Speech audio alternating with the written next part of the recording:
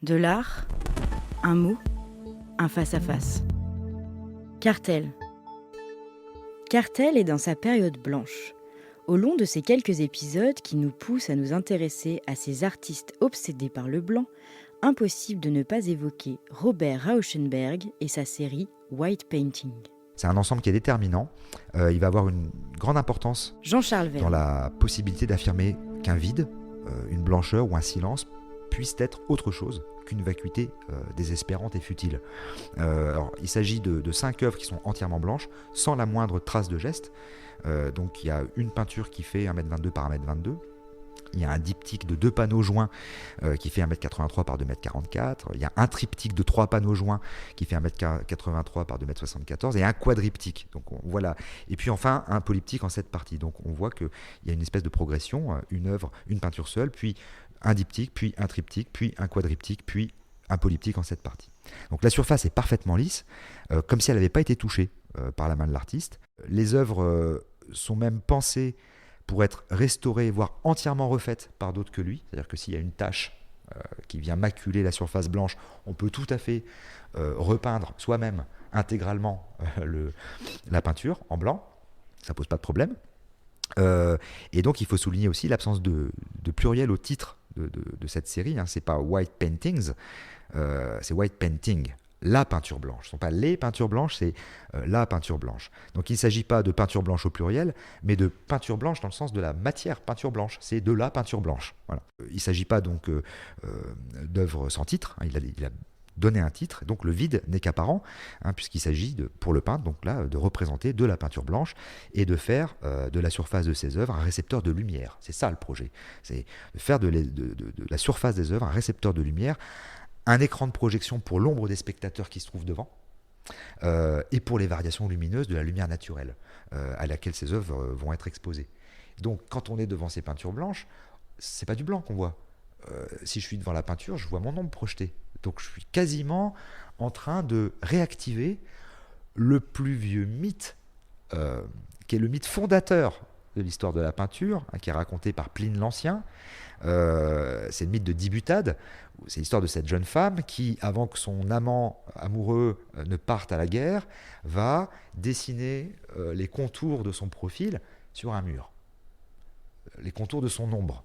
Et bien, c'est exactement ce qui se passe avec les White Paintings de Robert Rauschenberg. Mon ombre se projette parce qu'il y a les lumières du lieu d'exposition sur la peinture que je suis en train de regarder. Cette peinture elle-même varie selon l'heure à laquelle je vais la voir. Elle est blanc éclatant, un peu moins blanc, la lumière du jour varie, etc.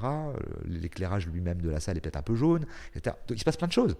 Mais on est dans le ténu, on est vraiment dans le ténu, mais en tout cas, ça renoue vraiment avec le mythe fondateur de la naissance de la peinture, cette chose-là, dans un cadre qui est le cadre des années 50 aux États-Unis, avec une ébullition absolument fantastique du milieu artistique, Rauschenberg, Merce Cunningham en danse, John Cage en musique, tous ces gens-là, évidemment, collaboraient entre eux. Ils ont fait des choses ensemble, ils ont créé des chorégraphies avec des décors de Rauschenberg, chorégraphiés par Merce Cunningham, musique de John Cage, etc., etc. Donc voilà. Donc il y a une espèce de concomitance comme ça, de problématiques communes des artistes américains à ce moment-là, qui tous s'orientent vers cette question du peu ou du pas grand-chose.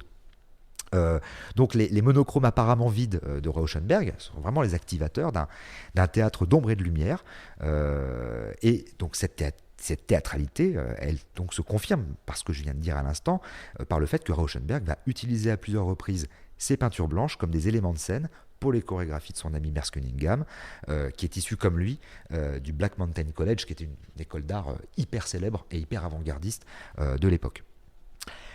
2 ans plus tard, donc on est en 1953, le même Robert Rauschenberg obtient l'autorisation d'un autre artiste hyper connu, Willem de Kooning, qui est déjà une star à l'époque, d'effacer intégralement un de ses dessins.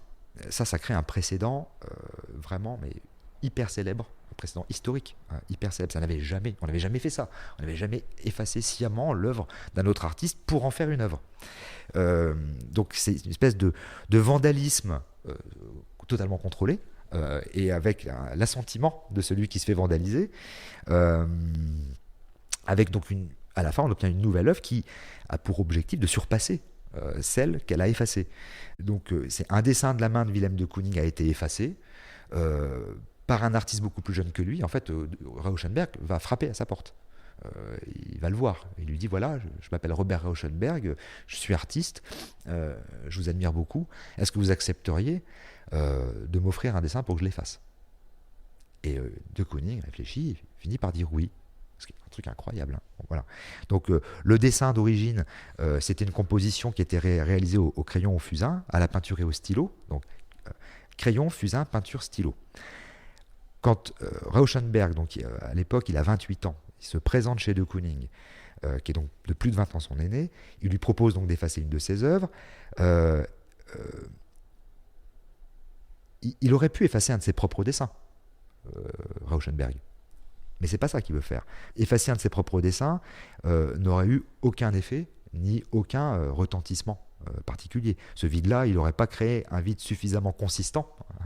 Et Rauschenberg donc, a déclaré donc, à ce sujet, je cite, « J'ai effacé un de mes dessins, mais ce n'était qu'un Rauschenberg effacé, ce n'était rien. » C'est-à-dire qu'il a essayé quand même d'effacer un de ses propres dessins, mais ça mène à rien.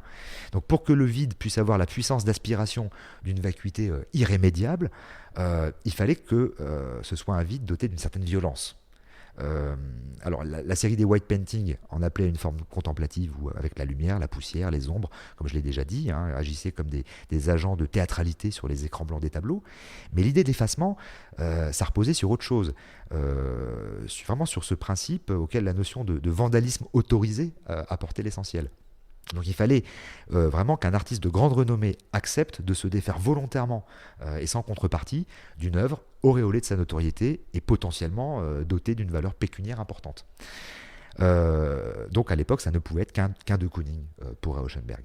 Il fallait que ce soit vraiment une œuvre importante. Donc l'histoire, elle est vraiment la suivante. Rauschenberg il achète une bouteille de Jack Daniels. Il se présente chez de Kooning en espérant d'ailleurs qu'il ne serait pas chez lui. Parce qu'il a un peu peur quand même.